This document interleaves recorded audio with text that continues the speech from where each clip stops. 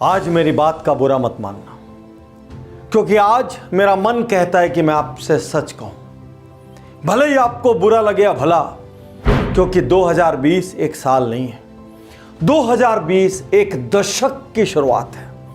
और यदि इस दशक में आप कुछ बड़ा करना चाहते हैं, कुछ क्रांतिकारी करना चाहते हैं, वो पाना चाहते हैं जो आपने आज तक नहीं पाया, तो आपको वो करना पड़ेगा जो आपने आज तक नहीं किया। और मुझे वो कहना पड़ेगा जिसको कहने में मैं आज तक हिचकिचाता रहा। साथियों, सालों से योजनाबद्ध तरीके से हमारे दिमाग में कुछ धारणाएं ठोक दी गई। यहां तक कि अपने स्कूल के जमाने में मैं भी उन धारणाओं का शिकार हो गया था और अपने आप को औसत मानने लग गया था।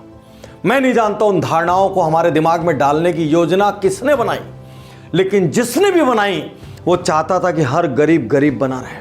वो चाहता था कि दुनिया में लोग बड़े सपने ना देखें। वो चाहता था कि दुनिया में सिर्फ कुछ लोग बड़े बने और बाकी सब औसत बने रहे। आज मैं जो धारणा आपसे कहने जा रहा हूं, हमारे रोम रोम में, नस नस में बस गई है। कुछ समाज ने भरा, कुछ टीचरों ने भरा, कुछ परिवार ने भरा, कुछ यारों ने भरा, और सब ने मिलके हमको औसत बना दिया। जितनी चादर है उतनी पैर फैलाओ, यह धारणा हमको रिस्क लेने से रोकती रही। इस धारणा ने हमको डरा दिया। हर कोई कहता है जितनी चादर है उतना फैलाओ, सोच समझ कर करो। अरे क्या सोचे, यदि चादर के जितना ही पैर फैलाना होता तो ऊपर वाला यहां पे हमको एमआरपी छाप के भेजता। एक भी कमाल नहीं होता दुनिया में। 16 साल की उम्र में ग्रेटा थंबर्ग पर्यावरण का आंदोलन करके दुनिया को हिला सकती है। 16 साल की मलाला नोबेल पुरस्कार पा सकती है।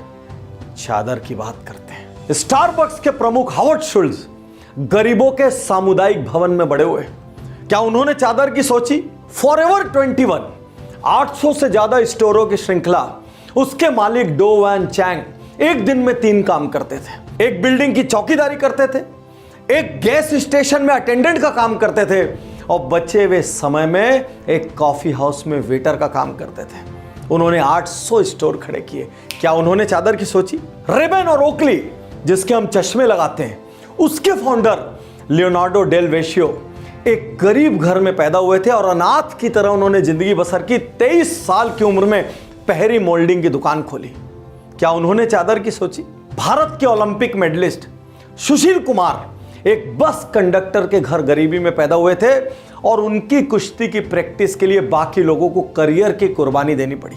और खुद रजनीकांत एक बस कंडक्टर थे। क्या बात करते हैं चादर की। हमें यह क्यों नहीं सिखाया गया, बड़े सपने लो, रिस्क लो, आगे बढ़ो, अरे असफल हो क्या फर्क पड़ता है। हमारे दिमाग में असफलता का भय भर दिया गया, इसीलिए चादर चादर चादर नजर आने लग गई। आज यहां मैं आपसे कहना चाहता हूं, अगले 10 साल के लिए सबसे बड़ा सपना देखिए। हर वो व्यक्ति जिसने यहां पे औसत होने का आपको ठप्पा लगाया है, आज के बाद उसको इग्नोर करना स्टार्ट कीजिए, उसकी बात को नजरअंदाज कीजिए। कितनी बार किसी के कहने पे आपने कई काम छोड़ दिया, आपका मन कर रहा था कि मैं वो करूं, उस वक्त कोई आपको हिम्मत देता तो आप शायद कर लेते, लेकिन कुछ लोगों ने आपको डरा दिया, कुछ लोगों ने आपको बहुत सारी बाधाएं बता दी, कुछ लोगों ने बहुत सारे चैलेंजेस बता दिए, कुछ लोगों ने आपको ऐसे ऐसे नाम बता दिए जो वही करते हुए असफल हुए और आप घबरा गए। मैं आज आपसे कहना चाहता हूं, सलाह लेना बंद करो, और सलाह लेना भी है ना तो उनसे लो जिनकी मानसिक औकात हो सलाह देने की, जिन्होंने उपलब्धियां हासिल की हो, जिन्होंने पसीना बहाया हो, जिन्होंने रक्त बहाया हो। ऐसे लोगों से जिन्होंने संघर्ष किए हो, उनसे सलाह लो। औसत आदमी से सलाह लेके अपने बड़े सपनों का मर्डर मत करो।